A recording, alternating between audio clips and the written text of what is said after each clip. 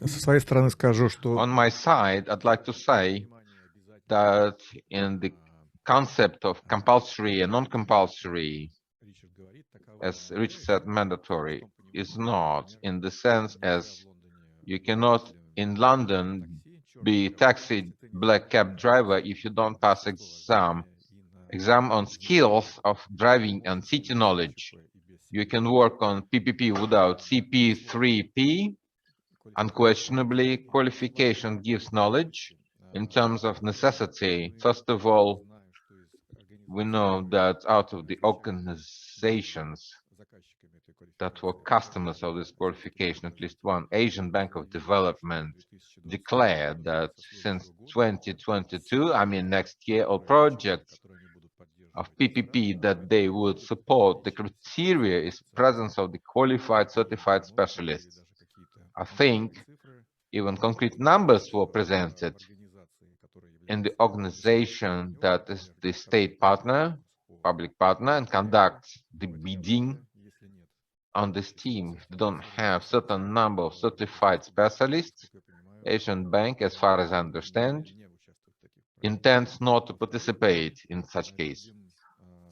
Secondly, we see that some place in news financial institutes that are behind this program, they discuss necessity to harmonize their proprietary internal documents, and yet many people keep proprietary rules, proprietary terminology, proprietary attitude towards the stages. I think that all of them will switch to the common language and common approach. There are some countries, such as Indonesia, has great market and great number of the trained specialists. Even last year, I think, declared that all national program of PPP will be built upon the platform of the CP3P.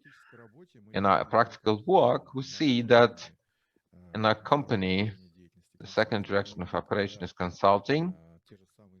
We see that the development institutes declare a tender on projects regarding analytics of organizational structure, analytics of the legislation, first of all, intended to help public bodies. Oftentimes, the criteria, the qualification criteria for consultant is presence of CP3P. And on personal level, I had my friends talking to me who work for consulting companies, who are experienced specialists in PPP. They questioned how fast you can become certified specialist, because in many cases, without it, it's impossible to claim the mandate. That's all. Richard Sergey, really last question. Share your opinion, experience. What is the impact of CP3P program on countries where it was practiced? Are there any professional certified specialists who impact the quality of the projects of PPP in those countries? Richard? I think it depends on whether a country had any experience of PPP before they started, or whether it had experience of PPP. I am aware of a couple of small countries where they have adopted PPP from scratch. So they have sent some people on the training course, and they are building a PPP unit in country, because I think they recognize the need to get public sector, private sector support for their infrastructure projects.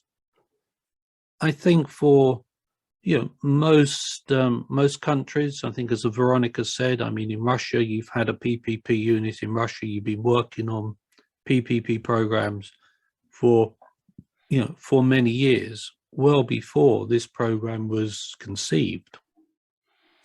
And so I think for those countries, it's just part of the evolution, that if people are trained in understanding PPP, then the overall knowledge of people increases, the ability for people to recruit increases, the capacity to execute complex projects increases, and so on.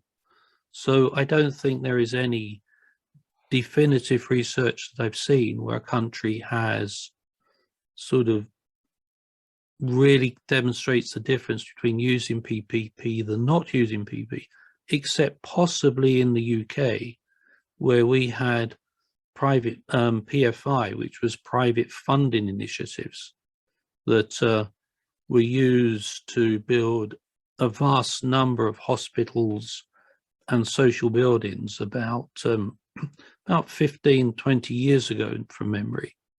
And so the state was able to, accelerate the development of those institutions, of those buildings, far, far faster than they would have done had it all just been funded from the public resources.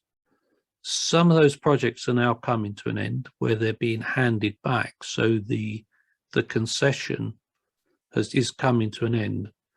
And so they now have this wonderful problem of how do you hand back a PFI project or a PPP project from the operator back to the state. But I think Sergey may have more sort of detailed information from his researches in this area. Да, спасибо. Нам как раз повезло. Yes, thank you. We were lucky. We worked on the markets where practice of PPP is quite fresh. It was only beginning in some places and where transformation effect took place in terms of this qualification that is noticeable. We can say that based on the courses we conducted, at least in 2 countries, for instance, the decision was made on airports, on capital airports, to make them as PPP. I think the information about advantages of PPP that was received by the participants, it was very new. I will not even conceal the fact, like in Kyrgyzstan, we had a course. The first part we lectured, and participants of our Russian course will see where, as they put through example, we used fundamental for Russian practice Kurkwa project. I participated, know it well, and private partner shared information. Based on the story regarding this project, only half of the course took place. We were asked to make presentation before the airport working group in the state of Kyrgyzstan. When we came for the second part, we were invited to meet with Prime Minister and Minister of Transport and all working group on airports. For 1 hour, we were talking about this project. We answered the questions. As I understand, under influence of this meeting, there was additional argumentation that allowed for Kyrgyzstan to make decision to structure the program as PPP. It was mental transformation effect. We see it in every country where we operate. Like in Kazakhstan, where we started to teach much more advanced practice, and we know that this is also beneficial to learn that oftentimes you have empirical approach. So this is the distribution of forces, force of the state, this is qualification of private partner, this is the financial market capacity, and you can turn around and look back and see what's going on in the world, and not what is the average, but rather what's the best practice. It was interesting for the participants. Our first participants practically always PPP agency, the national center of PPP. In those countries, in more experienced countries, after every session, between themselves, the participants discussed how national rules seem to be within the framework of PPP. I think that they draw a summary in terms of the PPP progression further. Sergey, what do you think? The PPP Institute in Russia is on the high level, at least. It was believed in 2005. The statute was enacted regarding PPPs. During that time, 3,000, I'm talking about PPP contracts concluded. What do you think? Is there a risk that the program built on international standards and best world practices will be responded by the Russian practitioners? Yes, we're interested how this program will empirically look at it, how it progresses.